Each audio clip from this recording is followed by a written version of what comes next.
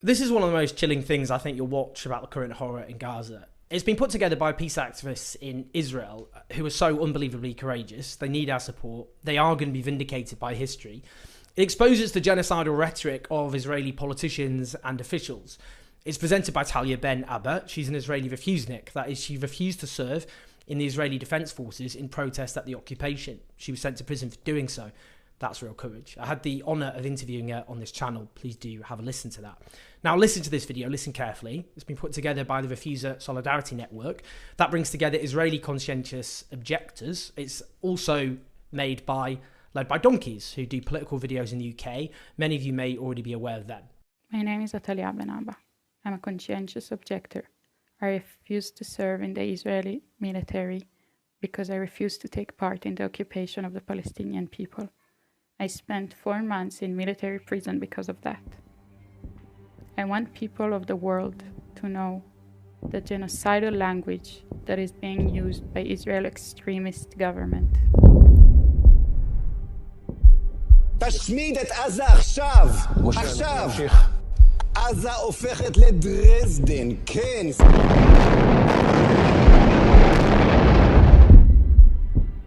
It's an entire nation out there that is responsible. It's not true. This rhetoric about civilians not aware, not involved, it's absolutely not true. אנחנו מטילים מצור מוחלט על העיר עזה. אין חשמל, אין מזון, אין מים, אין דלק. הכל סגור. אנחנו נלחמים בחיות אדם ואנחנו נוהגים בהתאם. מחר בבוקר, הציפייה שלך שהיינו מטילים מה שנקרא איזושהי פצצת אטום על כל עזה, משטחים אותה, מחסלים את כל מי שנמצא בה. זה דרך אחת.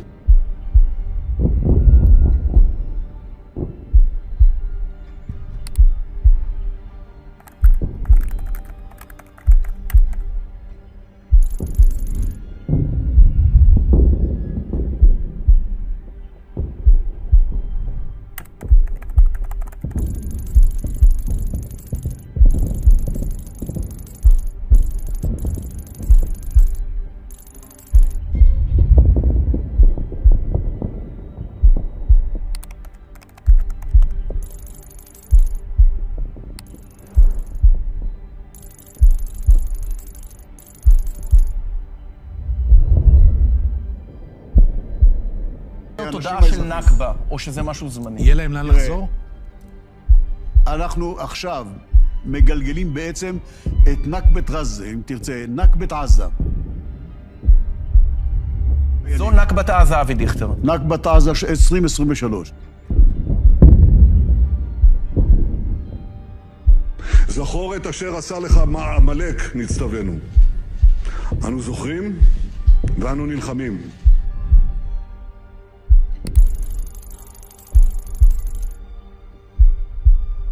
Netanyahu is using the word Amalek because he's referring to the biblical enemies of the Israeli people that were described in the Bible. This is what the Bible says about Amalek. Do not spare them, but put them to death, men, women, children, and infants. It is the only nation in the Bible that God orders the Jews to kill completely, so nothing is remembered of them.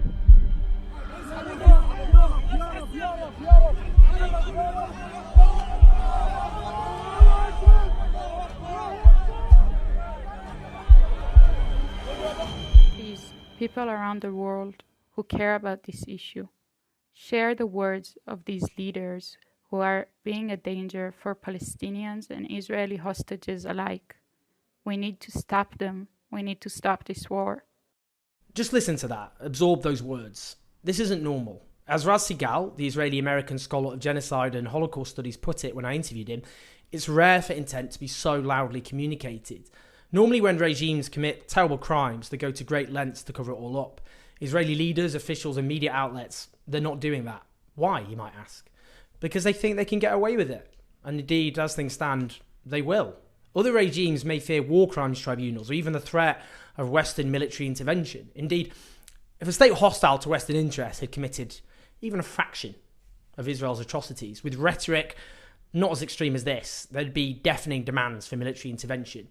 It's striking that the US Security Advisor Jake Sullivan today declared Israel has agreed to end widespread bombing and move towards precision targeting of Hamas.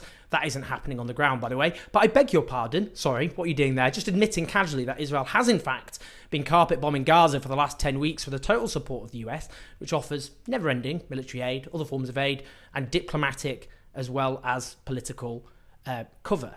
Now, there are accusations, just to keep us up to date with just the horrors unfolding, aired by Al Jazeera, that in the Shadia Abu Ghazal school in Gaza, those sheltering inside were killed execution style by Israeli forces, including women, children and babies. Grave accusations of grave war crimes that must be investigated as soon as possible. But of course, Israel is preventing that from happening. Israeli soldiers, meanwhile, film themselves rummaging through private homes in Gaza, destroying plastic figurines and toy stores, trying to set fire to food and water supplies, chanting racist slogans as they dance around.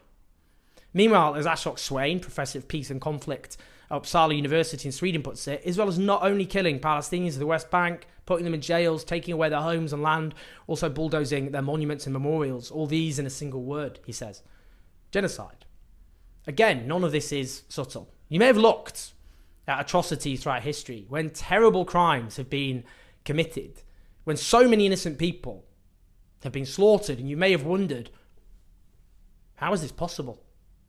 How did so many people who regarded themselves as decent, moderate, humane, either say nothing at all or even speak out in support of these crimes? Well, now you know. Now you know. We're living through one of the great crimes of history, and I firmly believe that you either speak out, you either do something, however small, to try and stop this from happening. So you can look future generations in the eye and say, I tried to fight this. Or you render yourselves complicit in what is a monumental crime which will scream through history. Harsh words perhaps, but necessary words I don't apologise for. So thank you to the courage of Israeli peace activists. They are on the right side of history. They will be vindicated by history, and their courage should be applauded. Please like and subscribe. Do keep the show on the road if you can on patreon.com/OwenJones84. Do share this video, and I will speak to you soon.